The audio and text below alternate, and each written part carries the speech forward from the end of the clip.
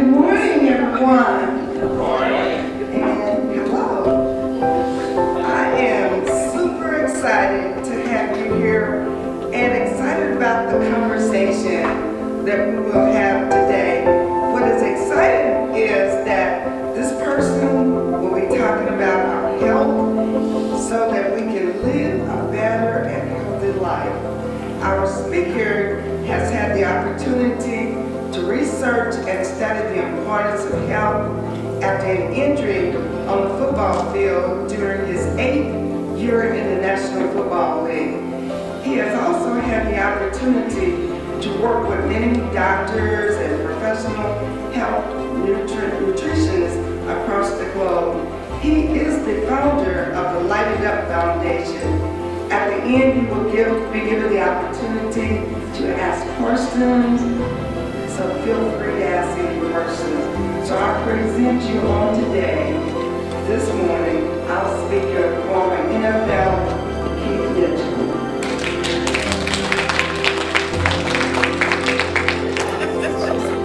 So it's a pleasure to be here with you and to share this time, the 50-year anniversary. Give yourself a hand on that, yeah. And this is what I'm been burning, and the smell is sage. It's an herb that grows wild, and it's for cleaning energy. Some people, you can consume it. You can even wear it as a smell. It's an amazing herb for, again, cleansing the energy. And so this is what I'm burning. So if you're, wondering, just get that clear. So how we're going to start today as everybody's coming in, just kind of get comfortable. If you want to take your shoes off, you can take your shoes off. To really get grounded. We're electrical beings. We need to conduct that energy. It's like when we connect with the ground in a certain way, it grounds us. It grounds us. This is why we consume electric foods and things of that nature. So I want to kind of create the space. Can we close that door? I know other people may be coming. I just want to lock in the container for what we're looking to go and what we're looking to create in this space as we engage and talk about something like nutrition and health. And how many of you know that health has a lot to do with our mental? And and it's so interesting, as I was doing some ideas of just kind of thinking about how do I approach and how would I come in and speak today. The very interesting thing is Emmett Scott, right? That was the school that you came from. During that time, it was segregated. And when you think of the segregation and going into the integration, I began to look at the stats of the progression and how we come as a collective, as a people even. And I began to really dive into the stats because I'm like, how am I going to come? I don't want to just, pound the idea of high blood pressure, diabetes, and things of that nature.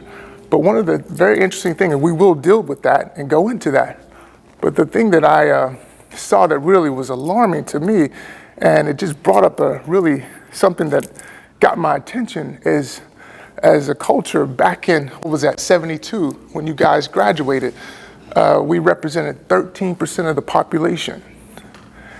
Yeah, and the interesting thing about us representing 13% of the population back in 72, here in the year of we still represent 13% of the population, meaning we haven't progressed, we haven't expanded. And when I began to go further, I'm like, and I look at the Mexican population. I actually live in Mexico now, 3 years. I started a business there. That's a whole nother story. We'll get into that. But as I even looked at the population of the Hispanic community, in 1972, I'm like, seeing what their population looked like, they were around about 2-3%. And now they represent 23% of the population. So I began to really, you see where I'm going with this? I'm saying now where do we lead in statistics? Well, I see the incarceration population, we moved to 80%. I see the diabetes, we represent 80% of the diagnosis. I see our children at the age of 10, they're considered high blood pressure, pre-diabetic. What is the problem? And so really when you go into really unwinding and unraveling some of these things, which is naturally the practice that I teach, it came about since I was a child. I was in school and the teacher asked me, and this is why I teach the practice of contemplation. All problems are solved by questioning and answering. And the teacher proposed this question to me, says, where do you see yourself in 10 years? And at that time, I think I was about 12 years old. And I never thought about that. I never thought about that question. So it really hit home with me. And I'm just giving the backstory as we begin to build, just kind of show you a little bit of backstory where I come from, right? Which I come from here. I was born here in this city. And so he proposed that question. I was like, oh, wow, where do I see myself? And I was like, well, can my parents afford college for me? I don't know. I mean, we do okay, but I don't know. And I was like, and I was seeing other people. I was seeing, other people, maybe cousins, people that were my age, and I saw them at home, and I saw them really doing much of nothing that I wanted to do. And I was like, interesting. And it really put something in my mind. I need to start sowing seeds. I need to start making some kind of assessment of where I wanted to see, where I wanted to be, where I saw myself to progress. Because the whole idea is progression. The whole idea of living is to participate in this thing we call life. And what an amazing opportunity it is. And even for you, as you're seeing yourself, 50th year anniversary of being out of high school, right? And you can think sometimes in places I go, they're like, well, I'm at this age and life is like this for me. But that's not so. I come from a football game, and in a football game, we have 4 quarters. And sometimes, we start out rocky in the first quarter, and then maybe we get our momentum in the second quarter. We go through halftime, third quarter, we're down. But in that fourth quarter, which I feel in different, if you look at life in stages, as I see you even in that fourth quarter, how can you step into your greatness in your fourth quarter? How can you make this part of your life and position yourself to win in this fourth quarter? Because as you are the elders and been here for so long, we got so much. It's so interesting when COVID hit, it brought up the term data. And by understanding and being here on this plane, you've been here long enough to be able to see. See, when we were younger, we had ideas, we had things that were told to us, beliefs even. But now we've gotten a chance to be here a little bit. Now we got some data of our own to be able to see the life that we're in and the life that's happening and how we're in it as well. And so now we can actually come into a knowing. And so the knowing is, where do you see yourself in the next 5, 10 years? How do you want that to look? And it's not for you to have the idea to play a game like football, but it's an idea of how you can be in the space of receiving love, being loved, and even forgiveness. And unlocking these doors, because you hold the keys in a lot of cases to the generation that you brought into the world. And by sharing with them a certain level of truth about things that frees them up, ideas that you had, relationships that you had maybe never considered to develop in certain ways. It's a very interesting thing when the rubber hits the road and being prepared. And I'm so grateful for the opportunity that I've had with even being with my mother to learn what I've learned as I've gone through this whole progression of, like my mother said, I got injured playing in my last season. And I don't want to go so much on it, but I basically broke my neck.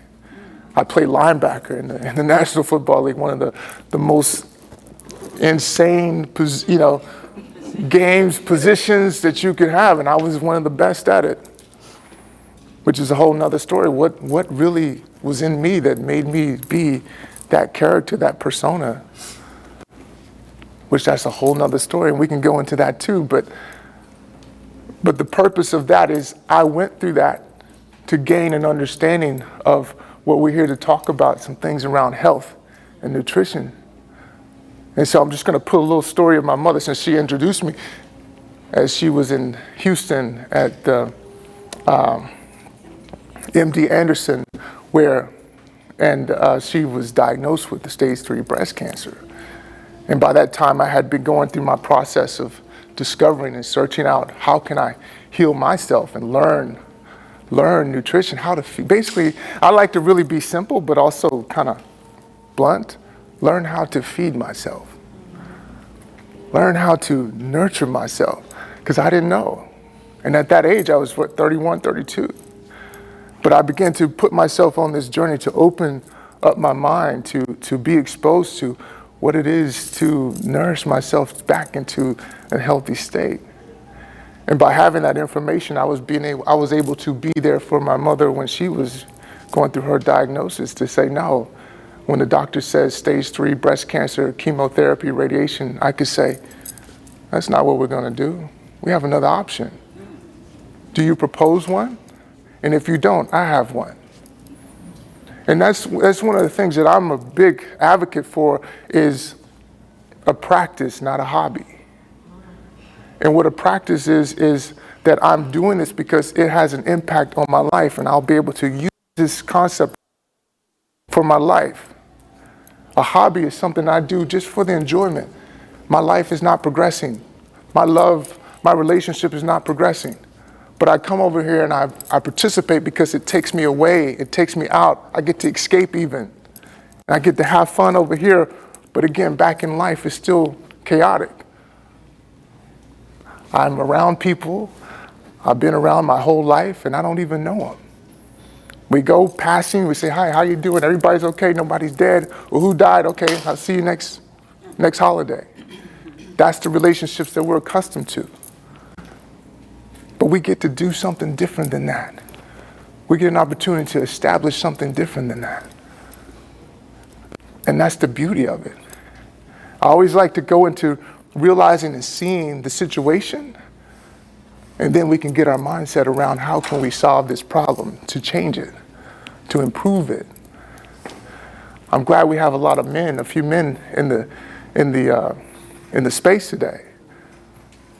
And before we get started, I'm going to go into some, I want to share, because it's a very interesting thing, since we have, again, the men here.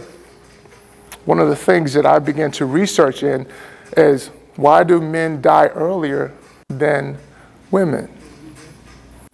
And what you'll find is, you go into the research of that, you'll find cardiovascular breakdown, heart attacks. And as we go into it, we'll talk about it here briefly as we get started. In the chakras, and we'll talk about that. There's a place in the heart, it's the heart chakra. And so the ability to articulate and share your feelings, to speak in the ways of letting some of this thing that we harbor into our hearts, we never get an opportunity to express it. And by holding that in, because we've been trained as men to hold these things in, it begins to deteriorate our hearts, so we die of a broken heart. Can you imagine to live your whole life and not being able to share the deepest things within? Even being married for 20, 40 years and never being able to share your ultimate truth with the person that you say you love, or the people around you that you say you love. That's a real life situation right there. But the cool thing about it is, we get an opportunity to make that correction, improve that if we choose to. And in the state that I look at everything, it's not good or bad, it just is. And from what is, we can create, we can build, or not. But at the end of the day, at least we know we are doing it. We are putting the effort, we're putting the energy that we have to wake up with this choice, this decision that we're blessed with. Make this endeavor a truth, to make this evolution happen in our lives. And that's the beauty of understanding and having this sit down, to have this conversation, to talk about health. It's not just about what we put into our mouths. It's about what we listen to. It's what we speak. We're ingesting all of these things, what we see. And the detoxification happens in a 360 overall experience of who we are. Isn't that beautiful? But to come to that understanding is something that's even more so, in my opinion, amazing, because how many of us have lived and never knew that? They never knew that they could have a choice to correct these things. How many people that we know, they've passed on, and they never knew that they could do something different, that they can evolve their lives in a certain way. They could love, they could forgive in a certain way. Even with anybody else, but just with yourself. When was the last time you said to yourself, I love you? Or please forgive me, to yourself? And forgiving yourself is the aspect of the neglect. You know, the things that we didn't allow ourselves to do. You know that voice in your back of your mind that says, don't say that, who do you think you are? Don't step out like that, who do you think you are? I have a practice for that, because when you hear that voice and it says not to do that thing, that's exactly when you do it. My expression of that is expand over contraction. So when we're faced with something different, something new, we don't shut down. We step into it. And that's the beauty of just coming into this idea I call consciousness. Consciousness is just an awareness, but it starts with our minds, because we have a reason for wanting to understand what nurtures us. We have a reason for understanding of why and how I need to walk in a certain way. And I'm not just walking in a certain way because I'm walking in a certain way because it aligns me to stand in power. That's a game changer. We have this idea, if 9 people in the room and only one knows why you're there, who controls the room? How many of you know this? So many. I've been in places all over the world. People, they're attached to this persona. Without the alphabets behind their name, the MD, the PhD, and all these types of things. Who are you? They have no clue. And if they can't read a script, they have no clue. Which is giving me the idea of the first exercise that we're going to go into today. And so we're going to find a that you don't for a second. I want to make it brief. And you guys probably said by the people you came with, but I want you to share something with the person next to you, something that you find is unique about yourself. And I want you to express that to them. But no one that you're married to, no married, but you can't, just somebody that you didn't know, that you didn't come with, but like someone different. And just share for a brief second, like one person to go first, we'll give them time to think about it. And then you share it, right? So let's do that real quick, just as an icebreaker, we go into something else. So you got to find somebody. Yeah. So you first want to introduce your names. If they don't know you, just introduce like that, yes.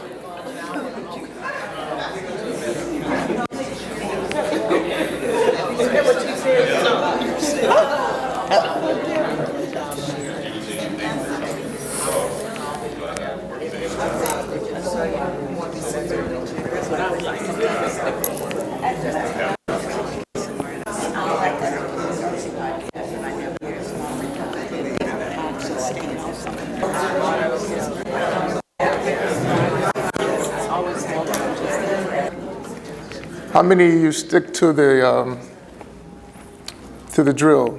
Did you go through it? Yes. Yes. Everybody went through it. Who'd be interested in sharing that thing that's interesting, that you feel that's interesting about yourself? Anybody? Yes. I'm Gladys Carter. Okay. And I feel like that I'm very ambitious, somewhat outspoken, and also a leader, and instead of being a follower. Amazing. Thank you. Yes. Anybody else? I'm Evelyn Yes. Robinson. Yes. I just from my faith in my God, I've seen the health challenges that I've gone through: cancer survivor, severe anxiety, all of that. I've seen it all as God's ways of helping me grow for the purpose of sharing and helping other people on this journey. Mm-hmm. Okay. Thank you. Thank you. Yes. First, I'm implementing what you just said, and that is the very thing he said don't say is the thing that I'm about to say. And I'm an evangelist. And the young lady I was talking to, Sharina, we said if you put it in the right perspective, and that being God first, and then your family. He said, seek you first the kingdom of God and his righteousness, and then all the things all the help, all the financial, whatever your thing is, it'll come under.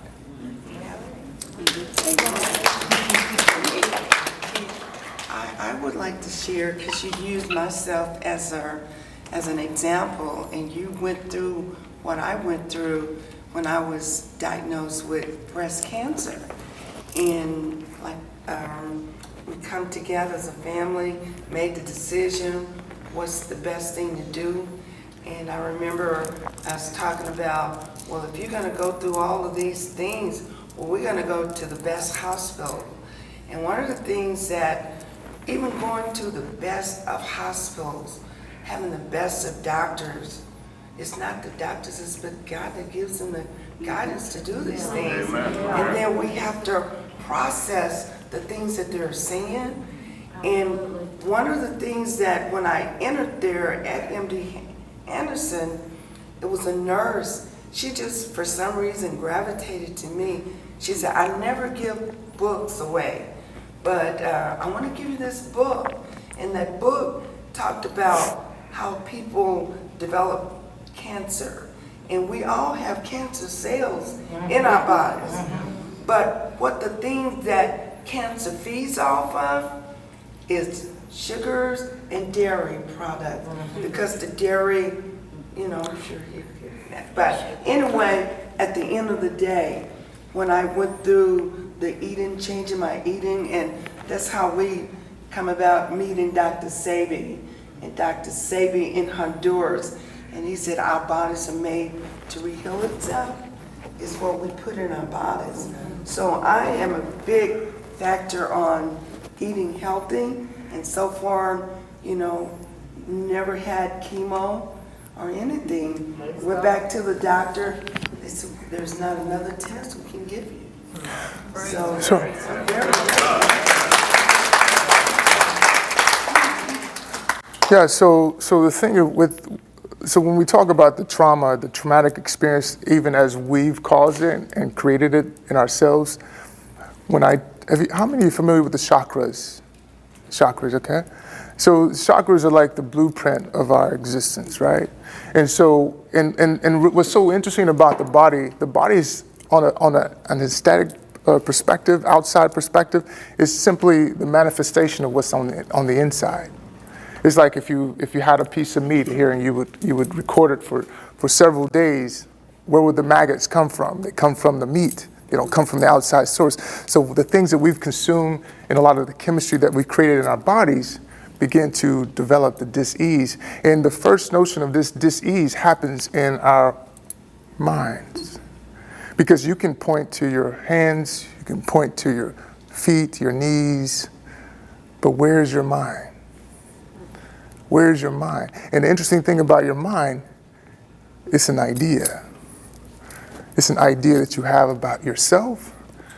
It's an idea about these different things, and they've been conditioned in a certain ways. We've been told a certain way that this is that, like the doctor is this, how to eat this, and what that's really entailed by, again, realizing the data as we're here and have been here.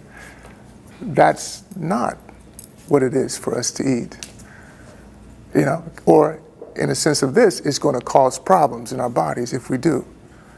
And again, it's not good or bad, it just is, and from what is, I can decide, do I want to continue that or think of something different? Realizing the data. And it's a cool thing because it's an opportunity. When I think of Life University, right, because we go through this experience of life to gauge insight, again, how to do it better.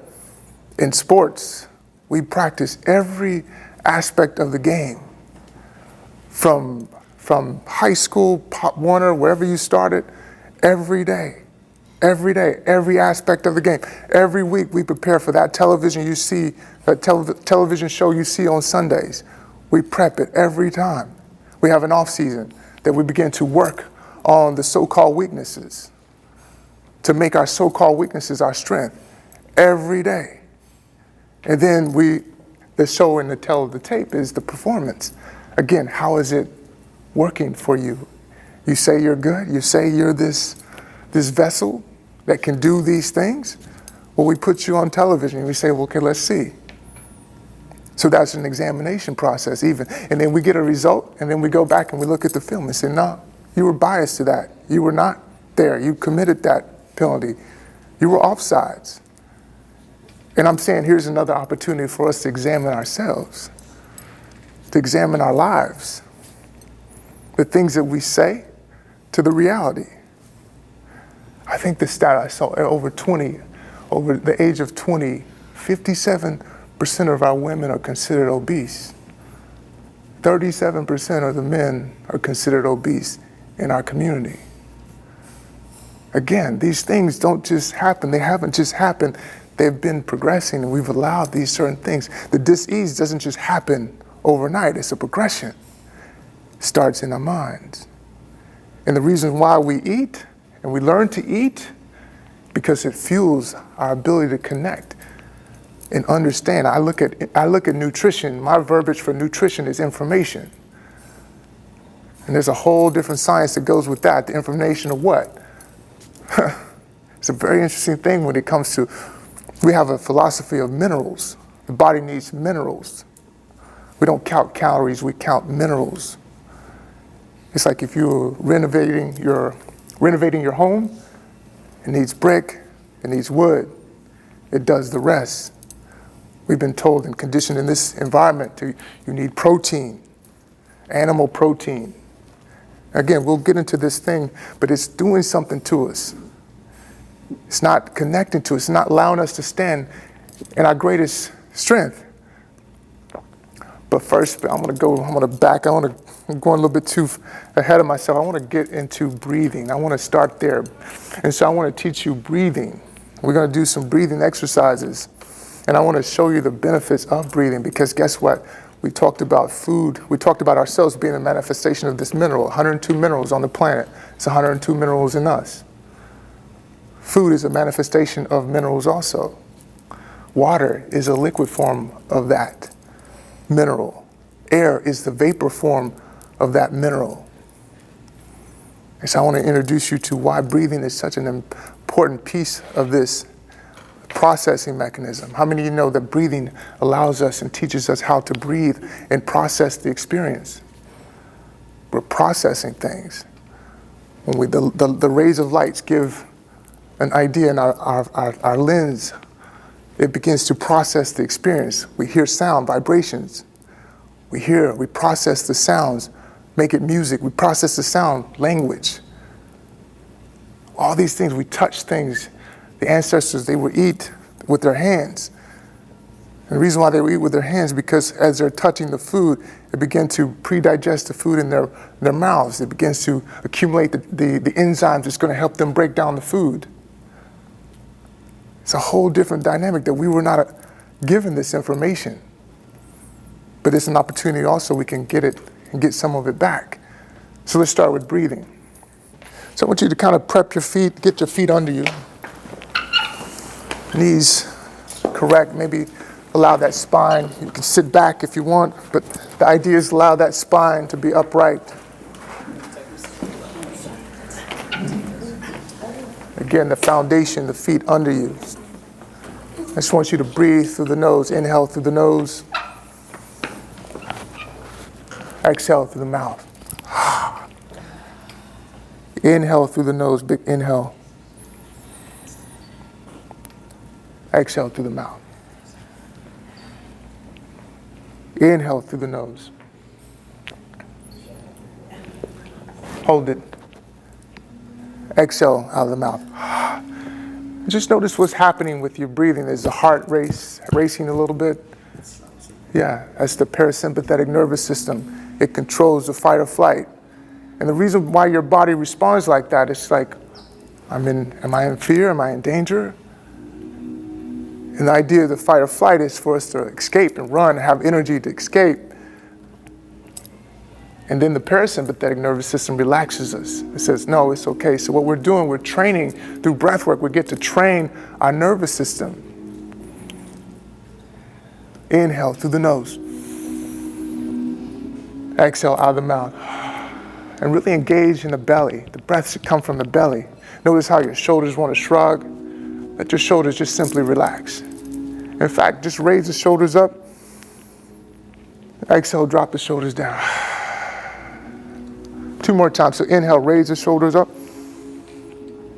Exhale, drop them down. And just let them drop down. 1 more time. So inhale. Hold it like this. Hold it, hold it, hold it. Exhale, drop. And just notice how you just let all that stress go. How are we holding this stress in our bodies?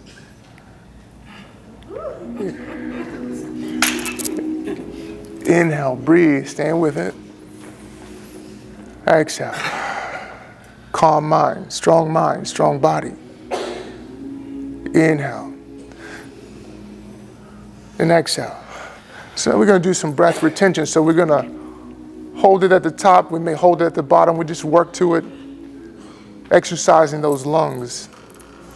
Interesting thing, I want to interject some information in between this space. When they talk about the COVID that we've experienced, it's already been discovered that in an oxidized environment, viruses cannot live. So denying the body oxygen, which is going to heal it, takes you deeper into the sickness, deeper into the disease. We need oxygen in the body. This really, when you break down the concept of mineral of iron is simply oxygen. It's a catalyst to get this information to the body. They call it circulation.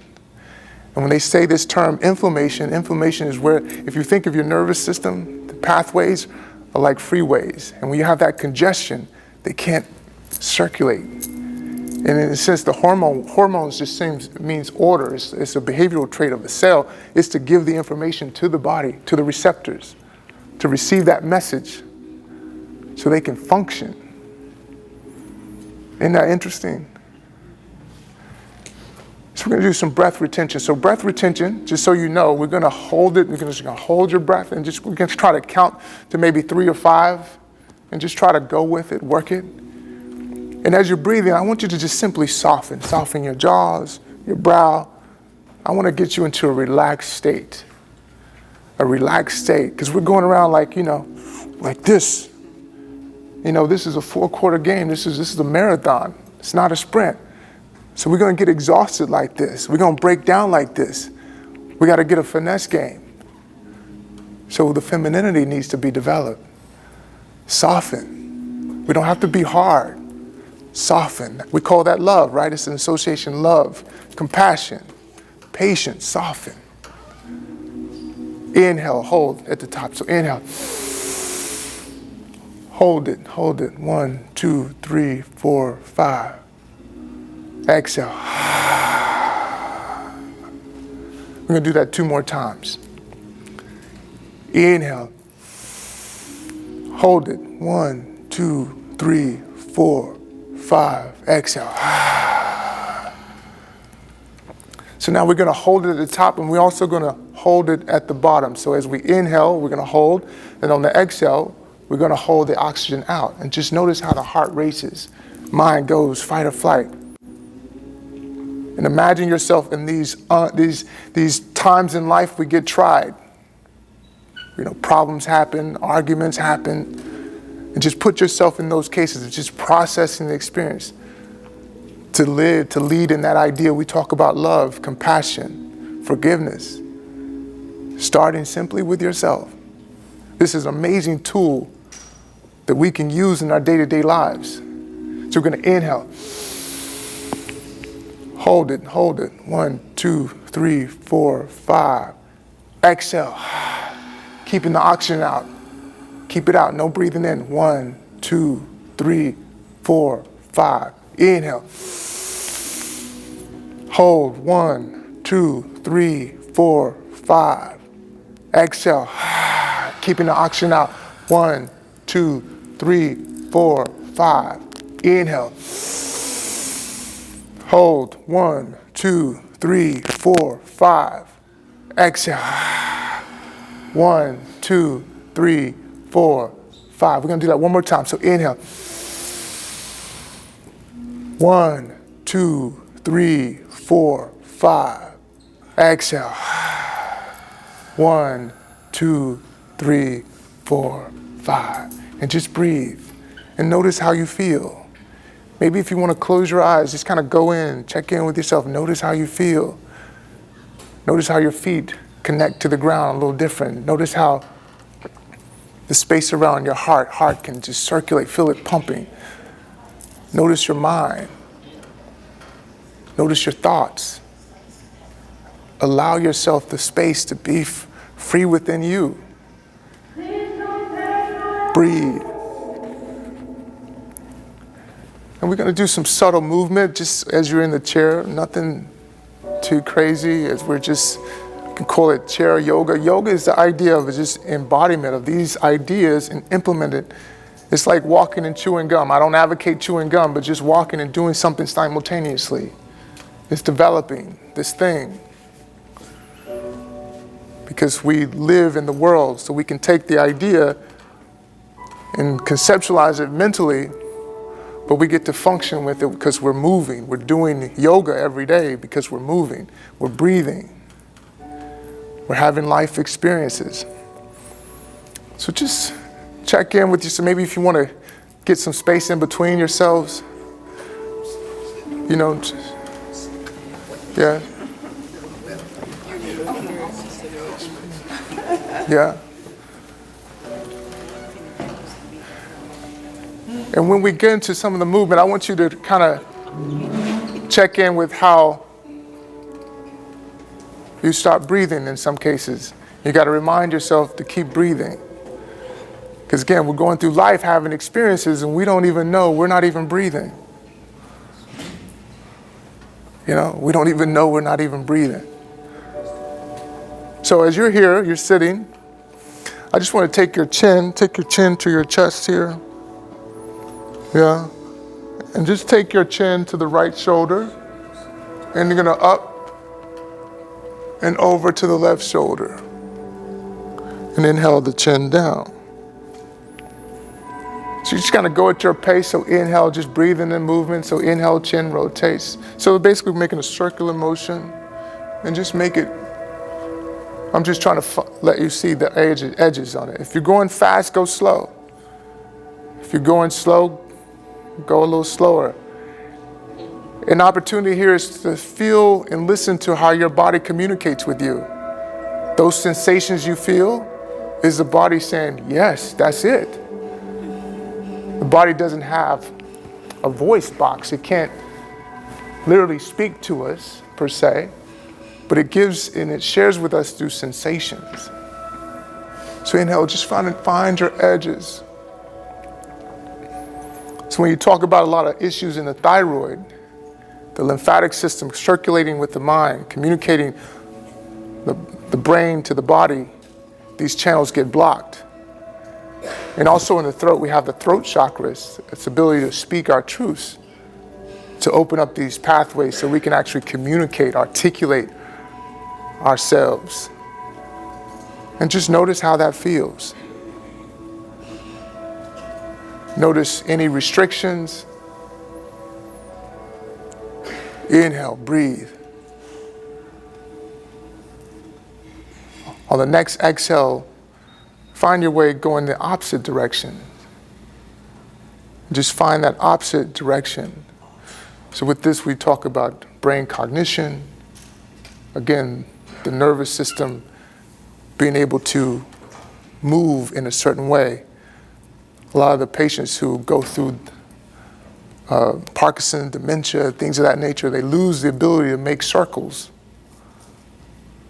They lose the ability to make circles. This is a very interesting thing with the nervous system, the cognition of the brain working with the body.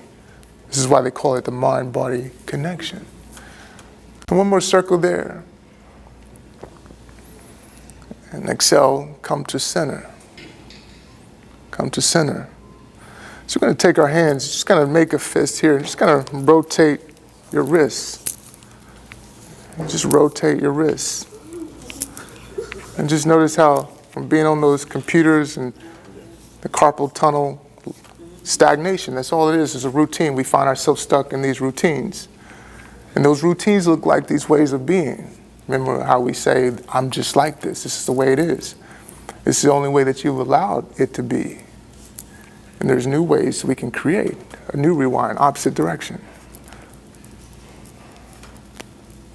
And just introduce yourself to your wrist. And on the inhale, you can say, wrist, please forgive me. Yes. Yeah. Yeah. Yeah. And just notice how that feels, because this is a relationship with yourself, right? So come out of that. I'm going to take the hands, just going to press the palm facing forward. And just see how that all lines up into the shoulder and even the neck, because it's all connected. Arthritis is just circulation, dehydration. The body needs to be able to circulate. Inhale, breathe with it. So as you feel the sensation, breathe into that sensation. Just think of it as an active prayer. Inhale. One more breath here. And exhale, release that, yeah? On the other side, you can shake it out, yeah? And then we go to the other side and press those. Inhale. And stand with the breath.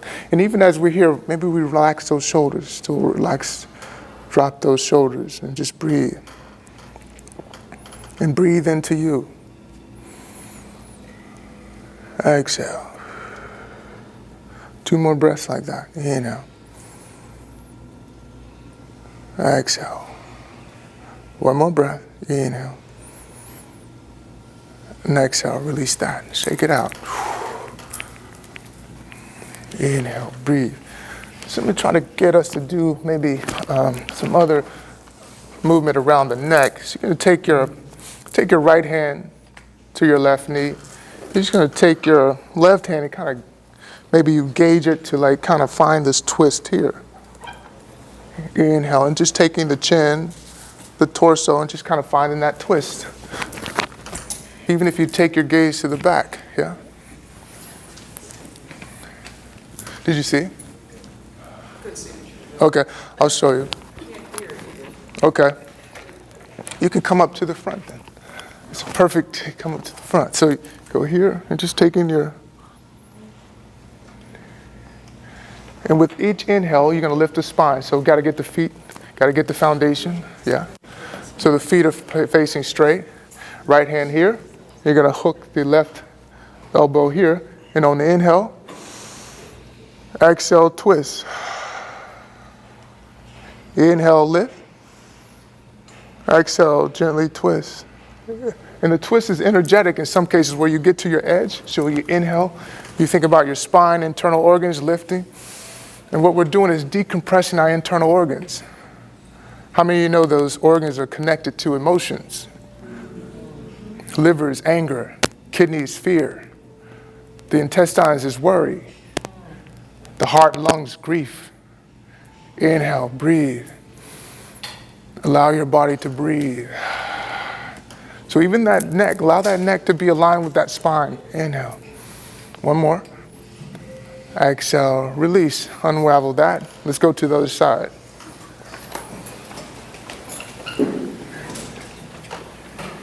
Inhale, lifting up. And exhale, twist. And even take that chin with you.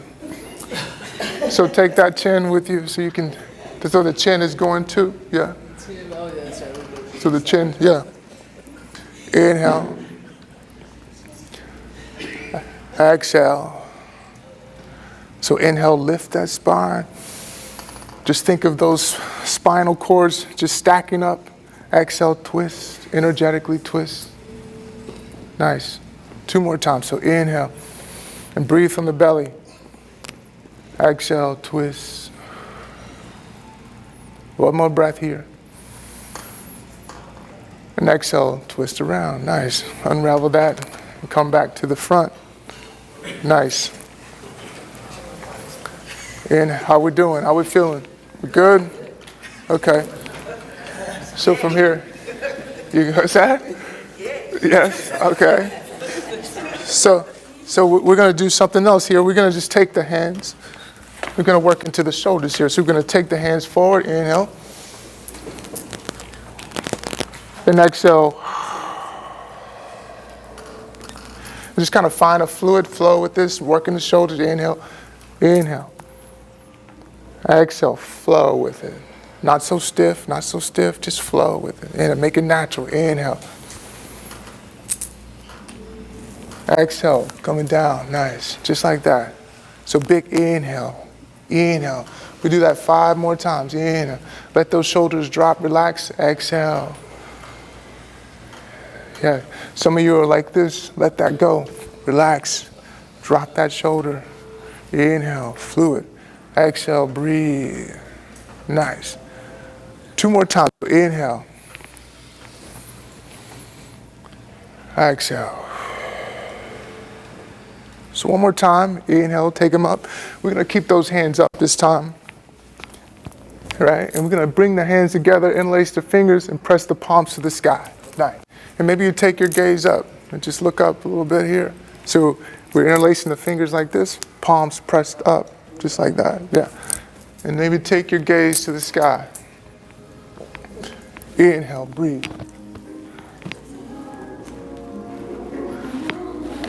Inhale, breathe.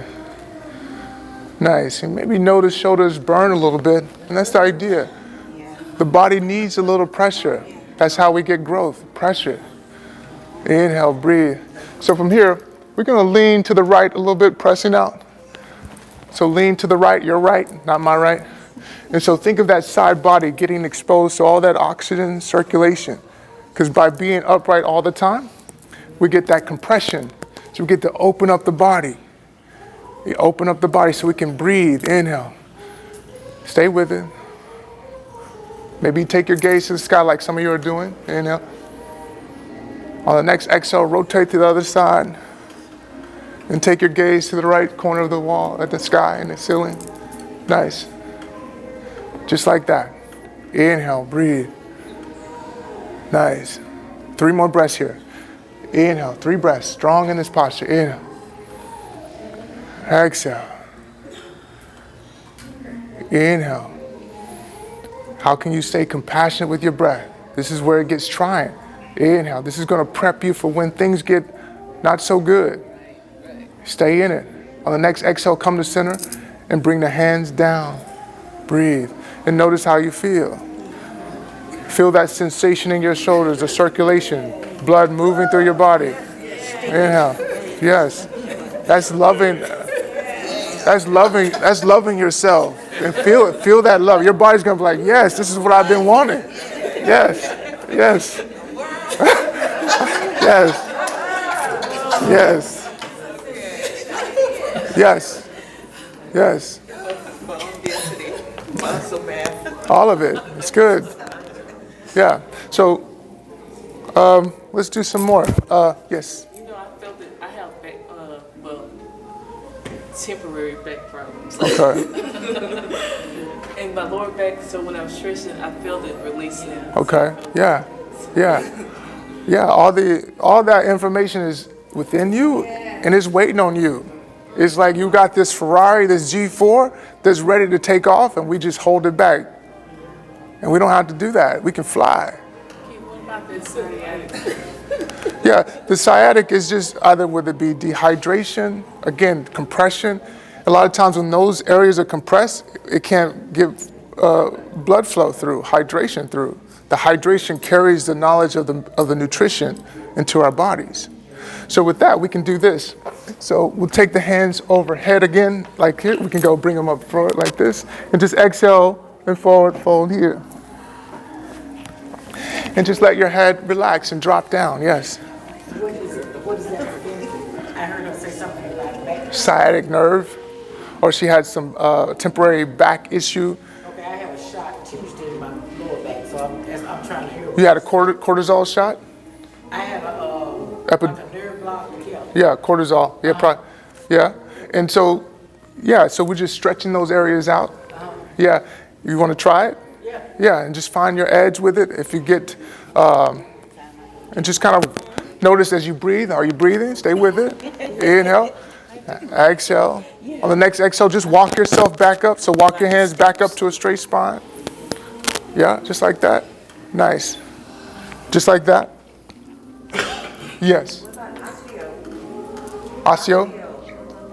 Again, deficiency of calcium. We have the soil is deficient now. We're lacking magnesium, the calcium, and iron in our soil. So we have to substitute. We have to get the nutrition. And that can be a lot of ways. Getting in the sun. I'm an advocate of getting into the sun.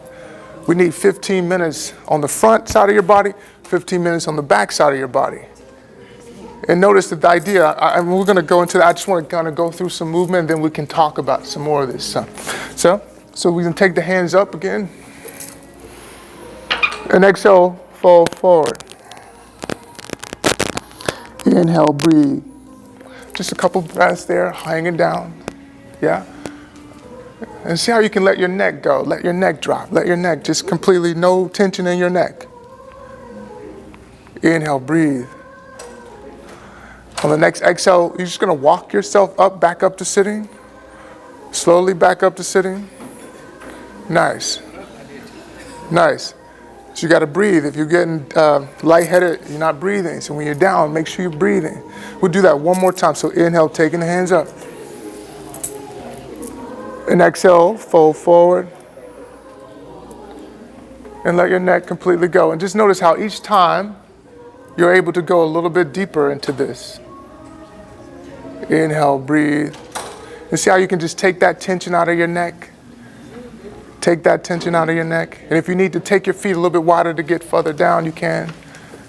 Yeah. On the next exhale, walk yourself up. Straighten the spine.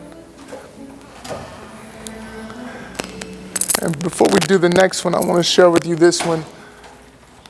Very interesting thing about my progression for this next posture. Because what you're finding is this relationship that we've had with ourselves. In a lot of cases, it's been a lot of neglect. In a lot of cases, we've pushed ourselves, not listened to ourselves. And so there's another discovery when it comes to moving and getting into our bodies and rediscovering these things. Well, with this rapport that our bodies have with us, in a lot of cases, doesn't even trust us. We're having to rebuild this trust in our bodies. Isn't that interesting? Yeah. So one of this posture here, you can really support yourself here. You can lean, I want you to experience this one. So take your sit bones off the back of and I just want you to lean back here. And I'm gonna give you an example of what I mean by this trust. And just take your neck back and see what happens. And maintain that breath. And find that stretch into your neck. A lot of the things we talk about when it comes to the thyroid, these areas just need to be stretched. And just feel that tension just opening up in that space. Now we're allowing that blood flow to the brain so we can have clarity as we're processing this life that we're experiencing. Breathe with it. 2 more breaths here. Inhale. Exhale. 1 more breath. Inhale. And exhale, gently come up to sitting. Yeah. And just getting yourself back. And just notice what you experienced when you went back. Yeah, right? What are you saying? Sleep. Yeah. Right? Interesting thing with the body, how it just responds and you feel that communication is happening. There's something there. One more time. One more time? Okay. So just scoot your sit bones a little bit off the base of the chair. You lean your upper body back and just drop your neck back. And maybe you go a little bit deeper there. Just trust your body. Just notice how this. You can grab your knees or just don't fall over. Just keep yourself grounded, but just like that. Perfect. Inhale, breathe. Exhale. And just breathe. 2 more breaths here. Deep breathe. 1 more breath here. And exhale, unravel that. Just come back up. Inhale, gently come back up. Compassion, patience with yourself. Imagine if you did this consistently in your day or consistently in a week and how your body will respond. Yeah. And think of that space is opening up around your heart. Yeah, it's just simple things like that. Keeps us open, keeps us the vitality to move through our bodies. This is what we need this. Yeah. Let's stand up with it. And so here, I want you, if you have shoes that are easily accessible, to take them off if you want.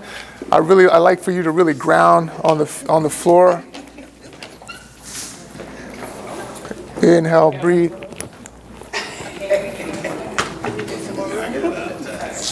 Inhale, breathe. So you're gonna have the feet hip width apart. Feet hip width apart, taking the shoulders up here. And exhale, drop the shoulders back. And just roll the shoulders back and just open up the heart. Bring the heart forward, yeah? And take the palms facing forward. And if the heels are in, take the heels out and have them hip width apart. So the feet gonna be hip width apart. So here, so let your toes face forward. So your toes are this way. Bring your toes this way, yes. Even more. Kick those heels out, yeah? So now you're aligned, yeah? So inhale and allow the neck to be aligned with the spine. So you have the crown of the head can connect to the heels, the soles of the feet. Inhale. So as you're here, take your toes facing forward, yeah? So now you get your glutes. Glutes are a strong part of your body, a big muscle there. Get them active in your stand so they can support you. Because this is the posture that we live in. This is the posture that we go into our day-to-day, and we even in some cases have to fight the battles in the world in. So it's important to be the embodiment of this experience, to breathe and understand what this looks like. So we're prepared. So I want you slightly contracted in the quads. Yeah, slightly contracted. Just press the ground and just notice how that feels. Yeah, slightly contract the core here. Inhale, just slightly. Soften the face, relax. Soften, shoulders down, soften, leading with the heart. Nice. I just want you to embody this posture here. Just notice how that feels. This is what, again, you take into the world in this posture. Strong, powerful. I am gratitude. I am powerful. I am blessed. This is what blessed feels like in your body. So when you show up, and you show up in those difficult moments, I can stand in my power. In this power, I can forgive. In this power, I can be patient, compassionate. In this power, I can solve my problems. I can mentor others with their problems. I can be the medicine that we all are and we're meant to be on this planet. Some people call that passion. I say it's what we were born with. And just breathe with that. Maybe you can even close your eyes and just let that resonate inside of you. And just notice that energy within you just builds. And whatever name you give it, allow it to multiply and just expand all through your whole body. Inhale, breathe. Inhale, breathe. Nice. One more breath. Inhale. And exhale. You can take your seat if you like. Nice. Beautiful. So now we can go into some of the things when it comes to nutrition. We got some time. We still have time.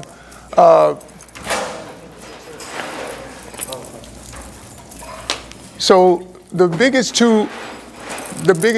you want to take a break, let's take a break. Maybe we have some moments if you want to go to the restroom or something. Yeah, let's take a break, yeah.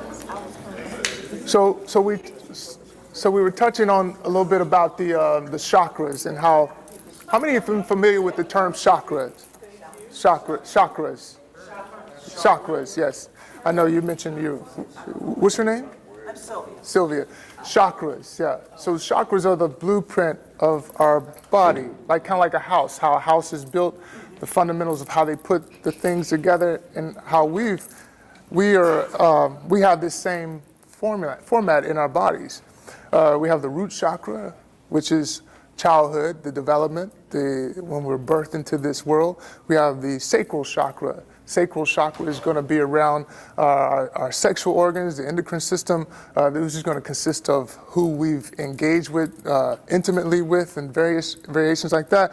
You have the third chakra, the solar plexus, is where we, how we've nurtured our bodies, what we put into our bodies, whether it be the alcohol, or whatever it is, was, what we put into our bodies there, and our internal organs, yes. How are you spelling that? Chakra, Chakars. It's on your favorite. Yes. And then you have the heart chakra. Heart chakra has a lot to do, again, love, giving and receiving love. Throat chakra, the speaking, articulating our emotions, sharing ourselves. And then you have the third eye. The third eye is perception, the way we see the world, yes. And then we have the crown chakra. It's the embodiment of it all coming together to navigate in a certain way. So the crown chakra is the embodiment of it. So as we look and I compare and I put both together, again, as you look at the anatomy and how dis-ease happens in the body, you can also see it where it's manifesting from in the various states of our lives, what we've experienced. And you'll find the dysfunction, whether it be in the third chakra or the second chakra. You even see if people have inflammation, you'll see the bulge from the first or second, it'll be separate. This is why it looks in variations like this. Because where we're holding this trauma, these areas, they're holding on to this thing. The body's a very interesting thing. One of my teachers, I don't know if you're familiar with Layla Africa, he mentioned, he brought this to my attention. He's like, the body is the most, in some cases, unforgiving entity on the planet.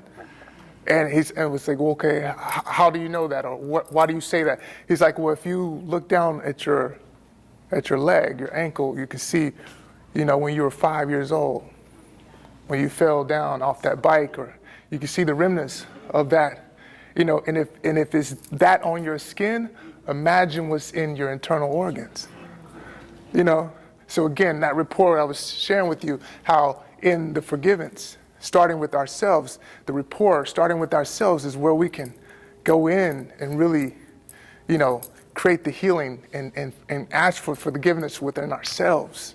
And what we've been a part of, things that we've had control of in some cases, whether we knew or we didn't. And that's some of the detoxification that we go into a lot of cases, because before you start to talk about what you ingest, we have to understand again why. Not because someone said this is the thing to do, but because I ultimately know why I want to nourish my body. And through that experience, you actually build even more self-worth. How many of you know that so many people don't have self-worth? A lot of people don't love themselves. And as we know, by being here on the planet, a lot of people can say something, but what are your actions doing? The actions go totally against what all this stuff that you say. Your doing says something totally different. But the interesting thing about that is the body is taking notes. It's a very interesting thing. The body is taking notes. So when that dis-ease happens, it's a dis-ease inside of us that's manifesting and festering. And so the two biggest reasons that we have on the planet for the disease, in a lot of cases for our, whether it be regeneration or whatever it is sleep deprivation and dehydration.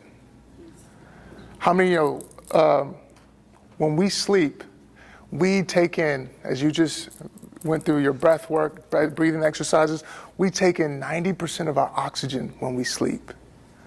90%. It's the closest thing we have to homeostasis. 90%. So when we have a dysfunction in our sleep, that's our bodies trying to tell you, I can't breathe. I need oxygen. And another thing with that dehydration, when the body can't circulate, like I mentioned earlier, the body can't communicate with itself, meaning it's trying to send the information, the messages through the nourishment to the body, and it's inflamed. Inflamed meaning a lot of the, what we call sensations, or the normal word we know is pain, is the body's communicating like oxygen cannot flow through. So when we talk about listening to ourselves or checking in with ourselves when we're in a meditation, or you're in a prayer, you get to check in with yourself. What is your body saying to you? What does your body need right now?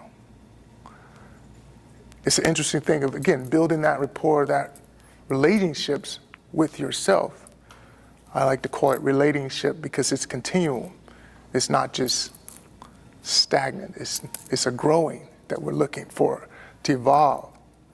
How many know when we lose the abilities of, like, a doctor told me, one of the doctors, when I got injured, you may not be able to run again. When we get diagnosed with these things and we accept these things, I'm like, who are you to tell me what I can't do?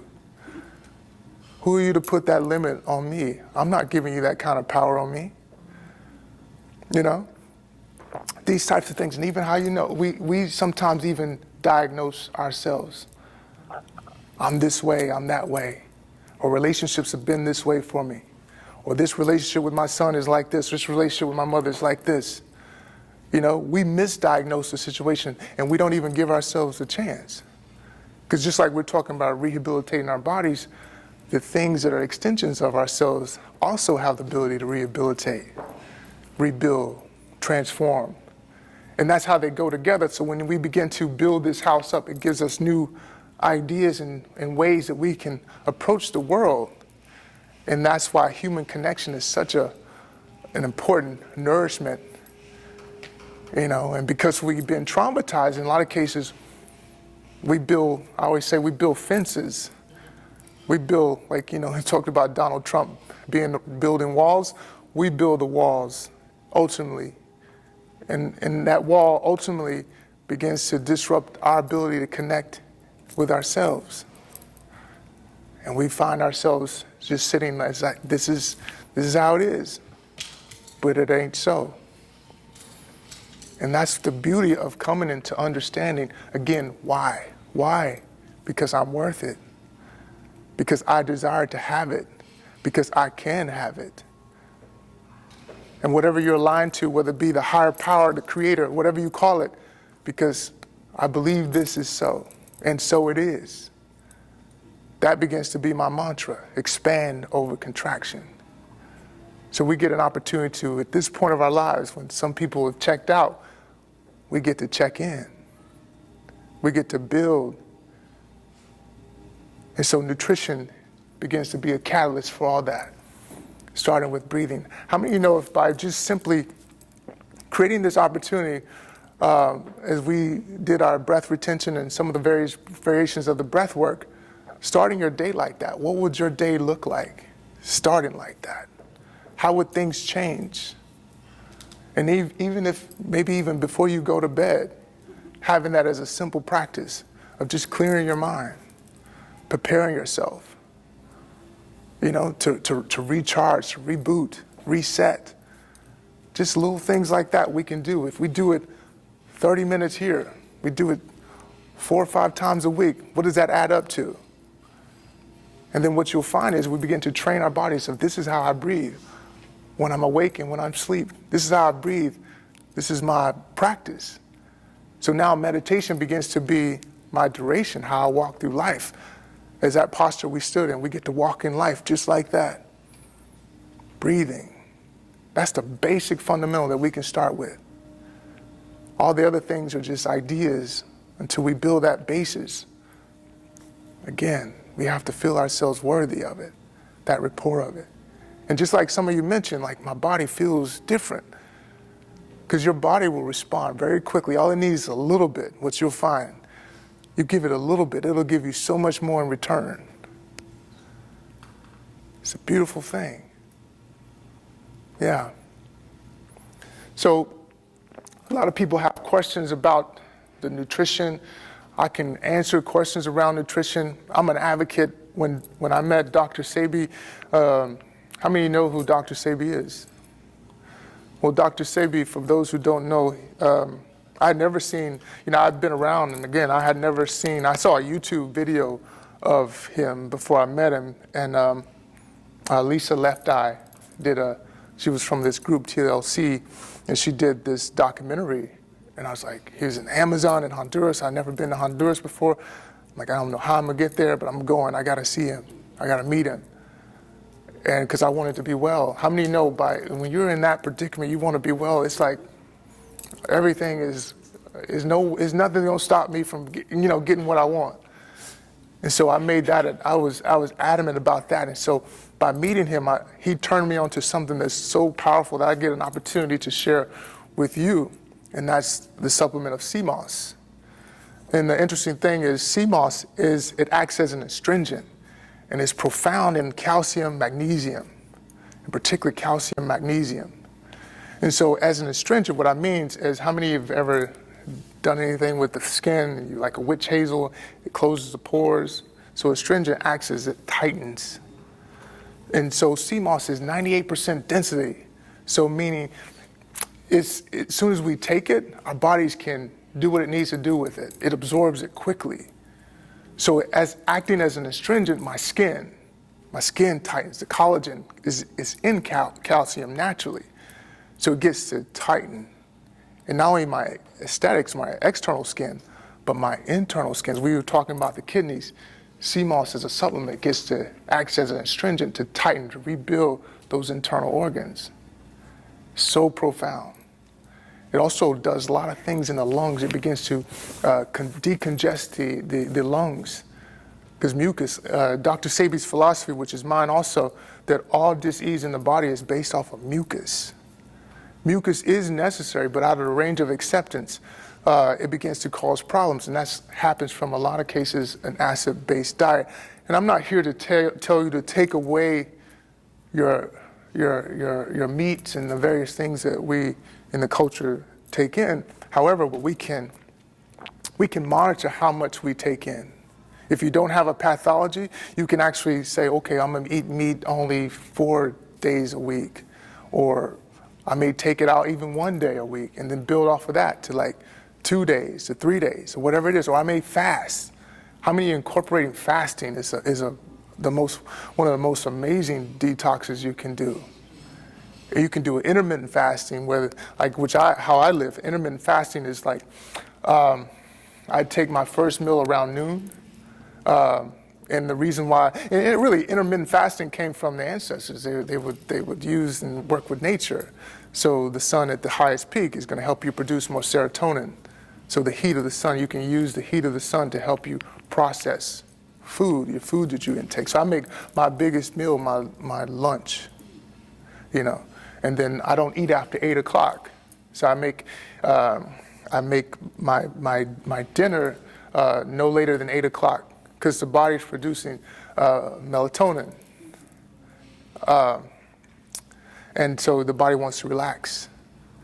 So I can't give it this, this big steak that I used to do when I was playing sports, because the body's ready to take it easy. It's ready to break.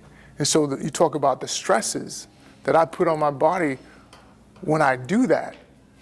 So a lot of cases, the aging process is happening because our bodies are having to work to process all these things that it, in a lot of cases, can't process. So I put my body on a schedule like that. I don't eat or drink after 8 o'clock.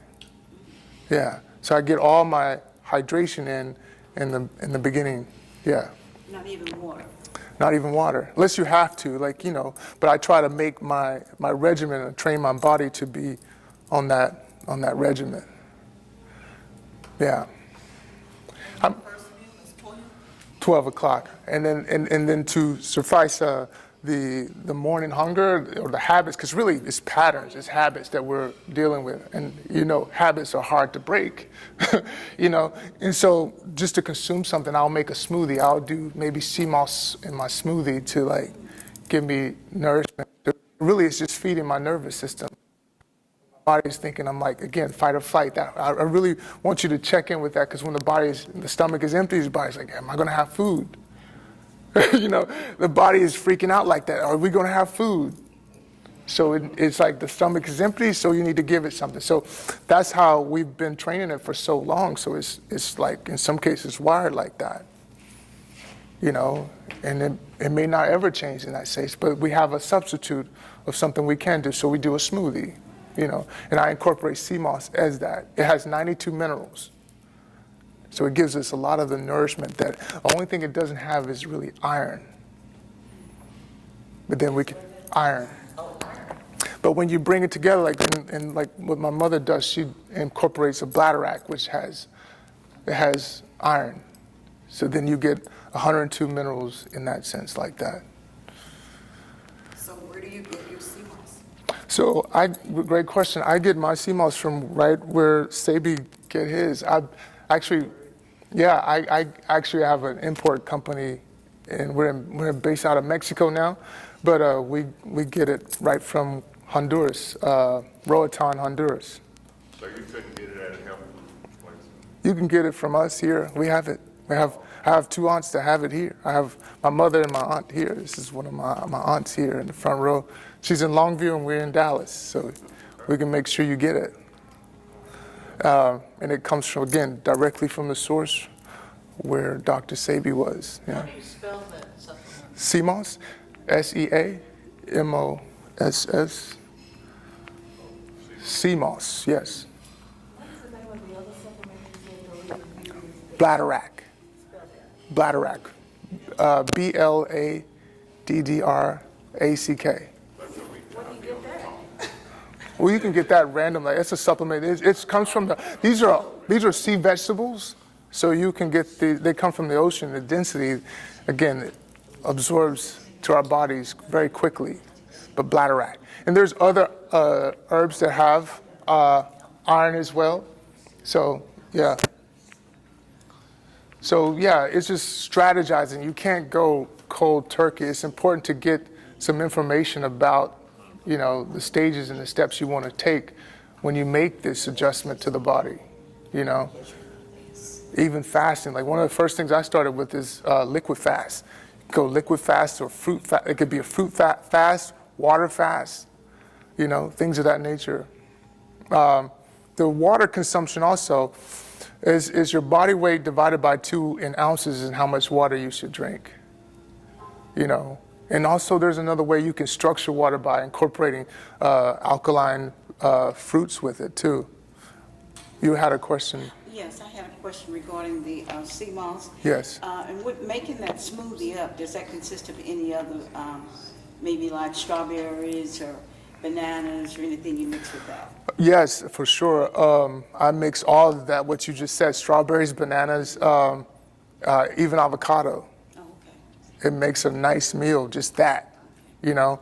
And sea moss also, because I train, I work out, so, I mean, it helps me build muscle even. I've been a vegan, no meat for about almost 12 years now.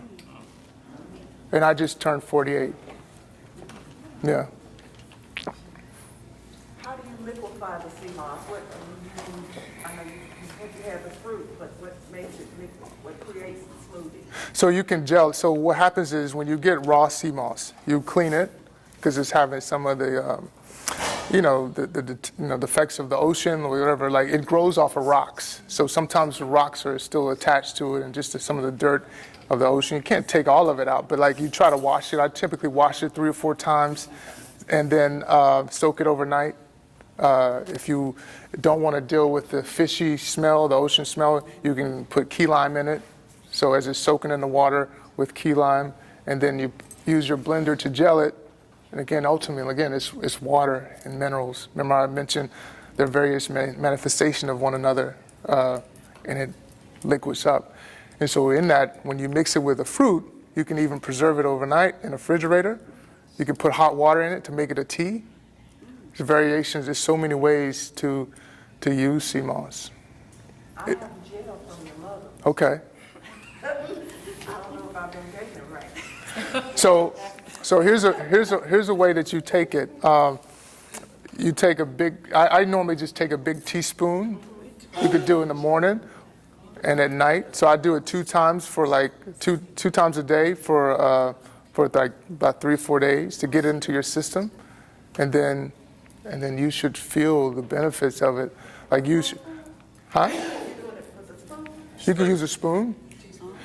If it's infused, it should be, it'll be pretty, decent without,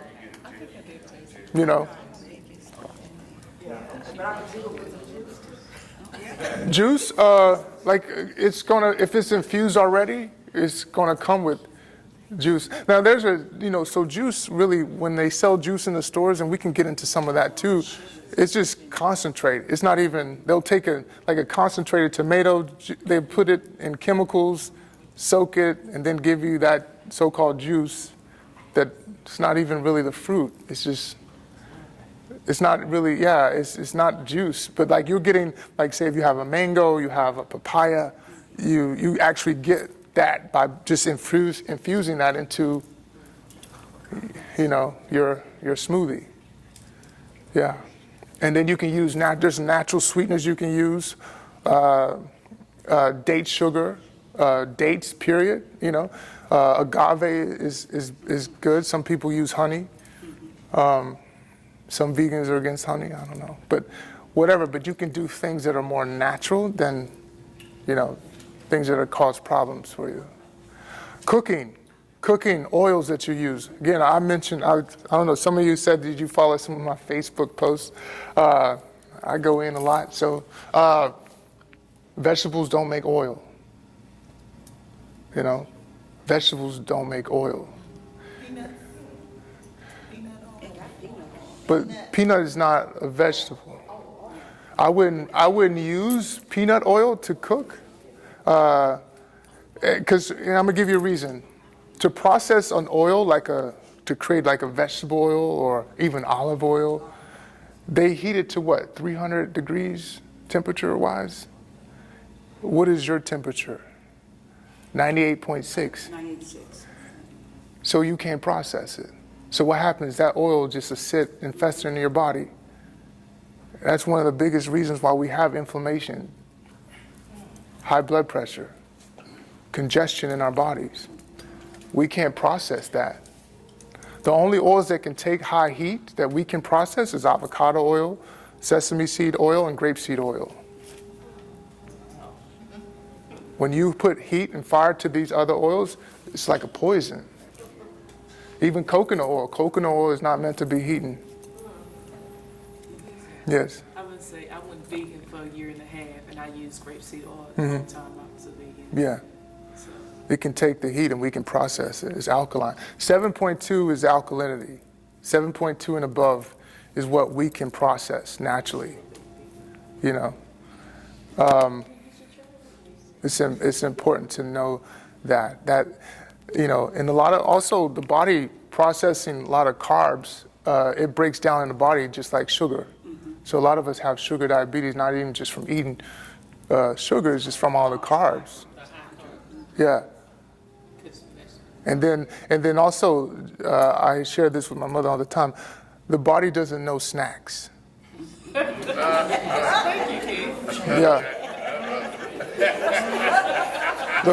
The body doesn't know snacks. So this is how we begin to be insulin resistant, because whenever your body has to produce insulin, it's taking it as a meal. And so typically to digest, it takes 3 hours. This is why I say the aging process is because we're eating ourselves to death. So think of it, if you're eating 4 times a day, and think of your blood flow is of your vitality, your chi, your life force. So think of it like this. So 85% of my blood goes to my gut to process this food. And so if it's 3 hours at a time, each meal, it's 12 hours of my day. So 85% of my blood is just doing, and so I got 15% to heal with. It's not doing me a service. I got 15% to develop. This is why we're stunted in a lot of cases in our society, emotional growth. When you talk about breathing, as we mentioned in the beginning, as I'm breathing, I'm processing. Like pH, it's interesting, 7.2 is a pH balance. So what we're familiar with when it comes to speed is MPH, miles per hour. So it's speed. So with breathing, I'm processing. I'm slowing this thing down, my experience of life, so then I can make a more constructive decision. I can navigate. more consciously. That's where we want to be. That's why it has to be conducive to the life that we want to live. That's why, and how it goes all together. So now my relationships look different. Me in them, being able to be that leader as the man. So interesting. I'll tell a little story on myself. We got a little bit of time left. I started dance lessons, and it really gave me an epiphany. Is Kazamba, and I reflect, because I always use things as just learning tools and notes to kind of go back and reflect on life, right? And I look at the plight of the male too, is in this, and it made made me have this attention to it. And so when you're in Kazamba, you're holding the woman's hand here, and when you don't hold sternly, she doesn't know where you want to go. So I look at the plight of the man. So as you go through your 20s, because we think because this entity is a big figure, a male, they actually know how to lead. But for the male's plight, we're having to learn how to lead. And through states of our lives, we get states of development of how to lead and be in this man body, but we're having to figure things out as life is coming 100 miles an hour. And so when you have to hold her, and you have to guide her in the back so she can go with you. And so we don't get that learning curve or even that knowledge of people saying, hey, son, leadership is going to look like this. And, no one ever told us that. They tell us all these other things, but they don't really tell us the things about we're going to experience in life. They tell us to get married, but they don't tell you the trials and tribulations of marriage and how to deal with it. So we're going through life blind with all these different things and these ideas. So what I learned in dancing, like to take the partner with you and like be this guy so you can be stern and so she could follow. And just being, just mindful of these little things, because they all carry over to everything. Everything that we do is a replica, it's a pattern that goes into everything. It's like how, I think my mother used to say, when you clean your room, how you do it is how you do everything. The attention that goes into it, knowing that in every aspect of my life, it filters in other aspects of my life. So I began to set this precedent. Interesting thing. Yeah. I have a question back to the CMOS. Yes. What is the impact of the CMOS on weight loss? So it's going to help you. So when it acts as an astringent, think of your colon, think your intestines. So here's the thing. So we have assimilation. So assimilation is the alkalinity, the 7.2. So the body can receive the information. And so on the second part of assimilation, we call it the methylation. And so methylation is helping your body by giving it the information. It's going to do what it does on its own. So it's going to take the information and process it. We call those amino acids. So amino acids are like adaptogens. So to things that we decide to do, whether it be training, the mind work we do, the body will support us. Like if you want to wear those tight shoes, not saying you got tight shoes on, I'm just saying, because she has flip-flops on, she has sandals on, so if you want to wear tight shoes, the body be like, you know what? Okay, I'm gonna send calcium to that toe to protect it because it's hurting it. So the body is an adapter. You got 75 trillion cells in the body, and they're ready to do whatever you want it to do. This is why they say the universe is within you, because that's an idea, but there's also a reality, in my opinion, because you go into the idea of microbiome. Microbiome breaks down to ecology. Ecology is the environment around me. You talk about the four main ingredients on the planet: nitrogen, carbon, oxygen, hydrogen. It's all in you. You are that. Melanin is that stardust. It's pretty profound. That's a whole nother reason why I feel we have a lot of things going on, because when we get that knowledge, things change.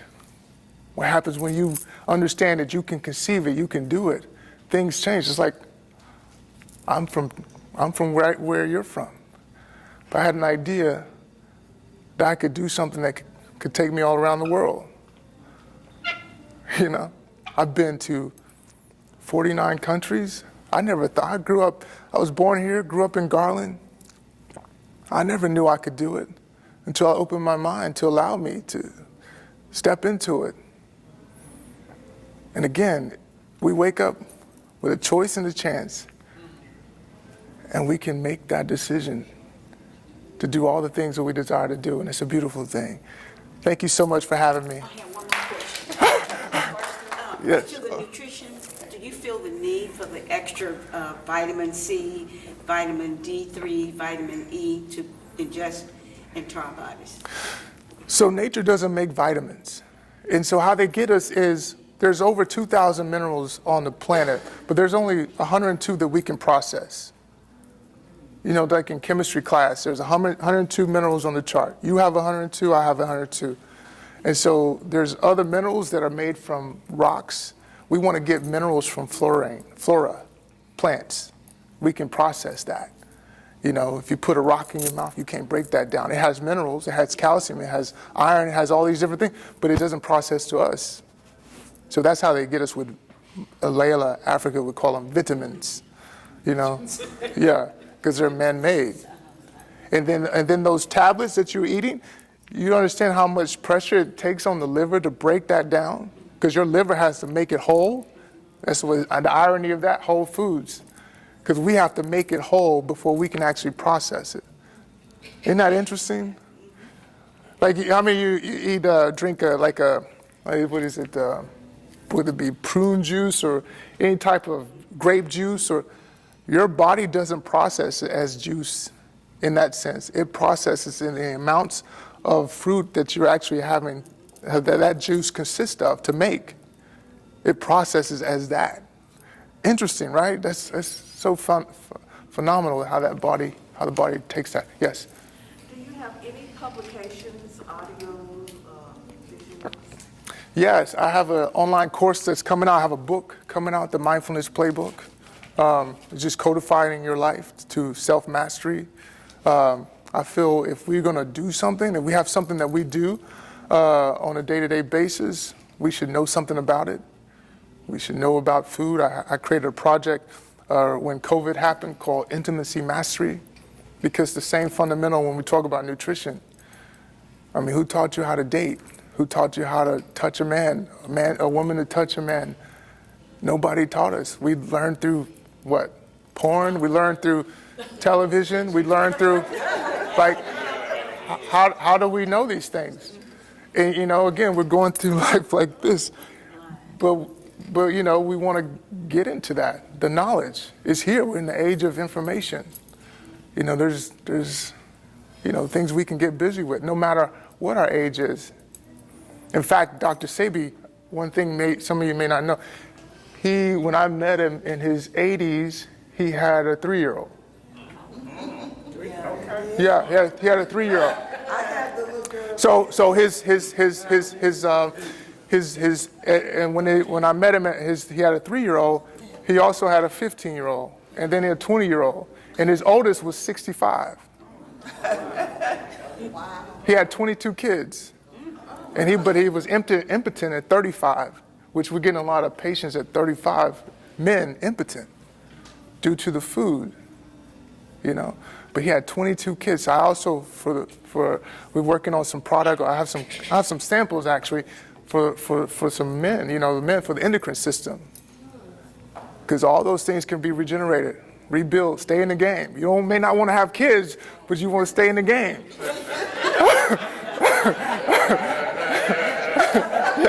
Yeah.